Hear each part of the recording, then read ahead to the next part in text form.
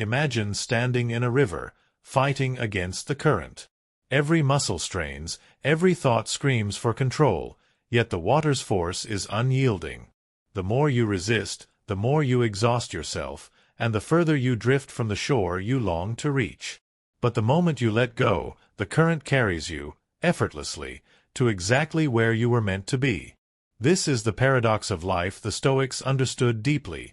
True power is not always in control, but in release. When you loosen your grip on what you cannot command, something remarkable happens. Life, in its own quiet intelligence, begins to organize itself in your favor.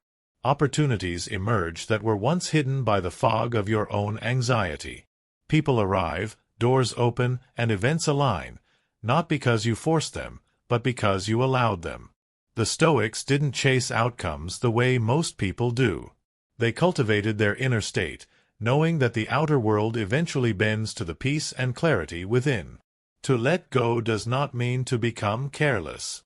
It means to be deliberate in action, yet free from the chains of expectation. You still work, you still strive, but you are no longer bound to the illusion that life must unfold in the exact sequence you've imagined.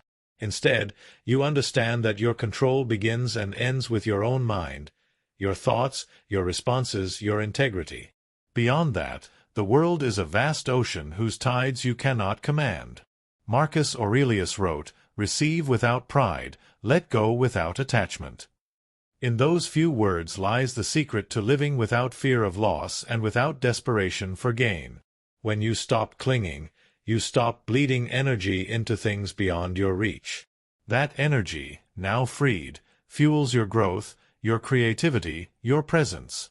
You begin to notice beauty in the moment, not just in the destination. Most people think that to manifest what they want, they must chase it relentlessly. But the Stoic understands, what is truly meant for you will not require you to crush yourself in pursuit. It will meet you on the road you're already walking, if that road is paved with virtue, patience, and trust. You may plant seeds, but it is not you who commands the rain. You may steer the ship, but you do not control the winds. Every time you release your desperate need for an outcome, you create space for something greater to arrive.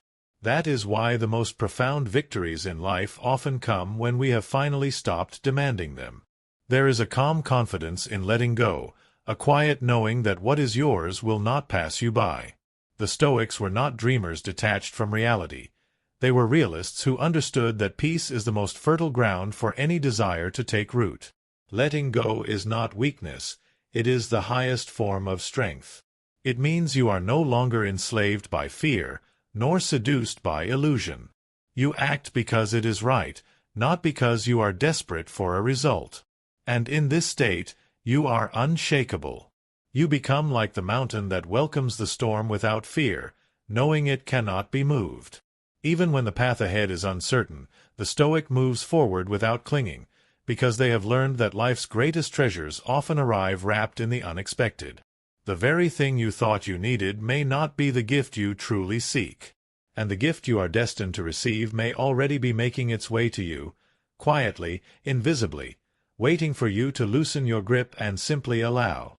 When you finally trust the process, you step into the flow of life itself. In that flow, there is no forcing, no chasing, no panic, only alignment. This is where desires manifest not through strain, but through inevitability. And once you've tasted this way of living, you will wonder why you ever fought the current at all. Because in that flow, you stop seeing life as something to conquer and begin to see it as something to dance with.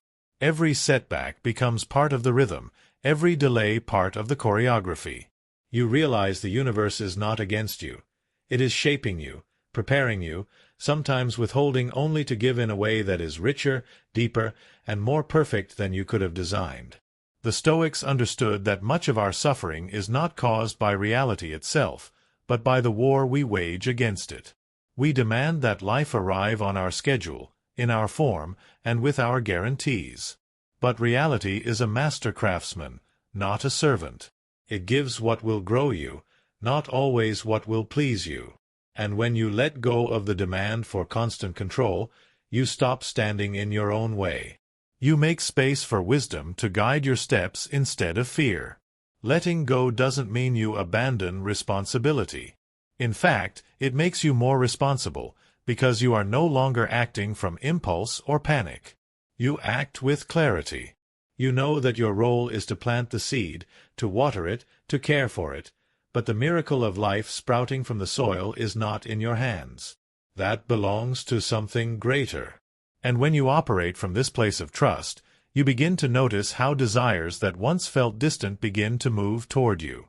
People who can help you appear without you forcing connections. Ideas surface without you straining for inspiration. The right chances seem to cross your path at exactly the moment you are ready for them. This is not magic. It is alignment. It is the result of a mind free from the noise of constant control, open enough to recognize opportunity when it appears. Marcus Aurelius wrote that you should be like the rock that the waves keep crashing over. It stands unmoved and the raging of the sea falls still around it. That is the essence of letting go, not inaction, but immovability of spirit. The storms will come, but they cannot sink you when you are anchored in trust.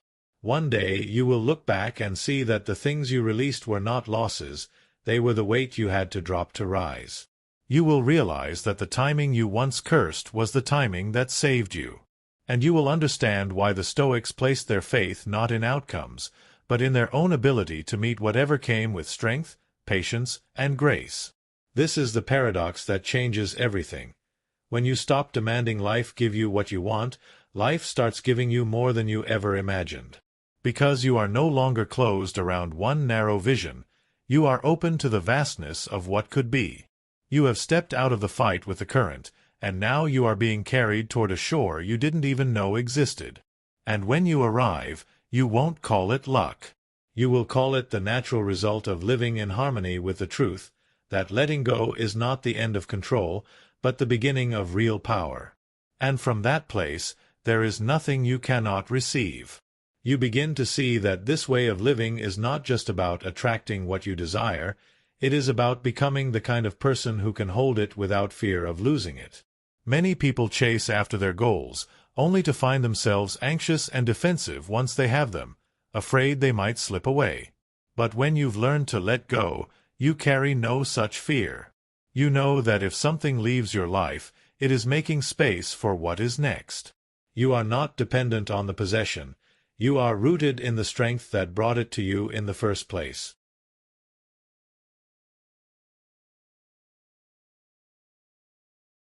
The Stoic mind is unshaken because it understands that nothing is truly owned, only experienced. The wealth, the relationships, the opportunities, all are visitors. They come and they go. To grasp them too tightly is to suffer when they move on. To appreciate them fully while they are here, and to release them when they must go, is to live free. This is why the Stoics could enjoy life without being enslaved by it. Letting go also transforms the way you face challenges. Instead of asking, "Why is this happening to me?" you begin to ask, "How is this shaping me?" The obstacle is no longer an interruption, it is part of the unfolding. You stop resisting the lesson in front of you, and in doing so, you pass through it faster and stronger. Life's tests are rarely about the surface problem. They are about shaping the character needed for the path ahead. Slowly, you realize that the things you once tried to force often caused you more harm than good. What you chased from fear was never truly meant for you, and what you allowed from trust often exceeded your expectations. This is why letting go feels like a superpower.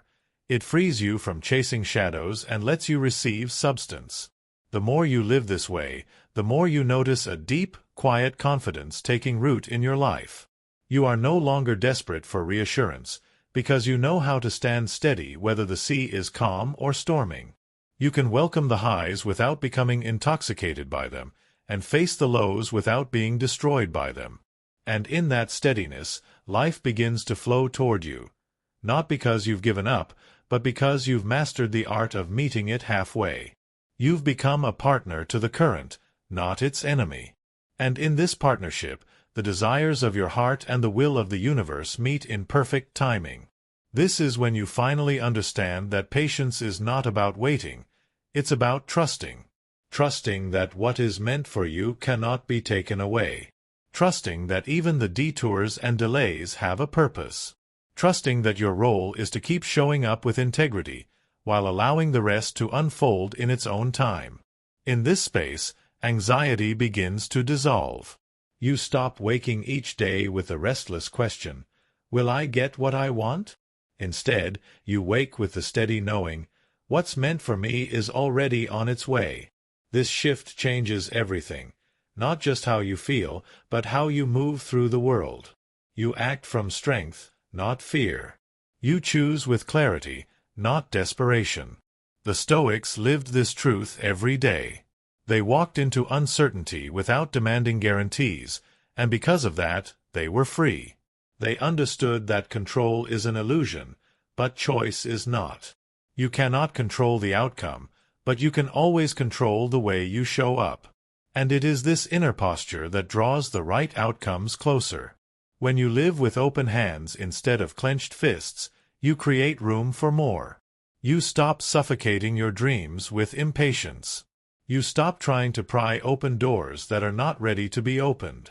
And because you are no longer fixated on forcing one single path, you are able to see the countless other paths life offers you.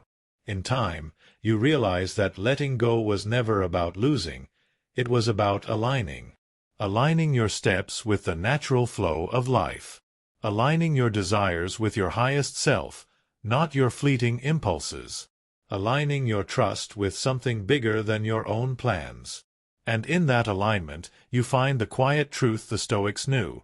When you release control, you gain everything worth having.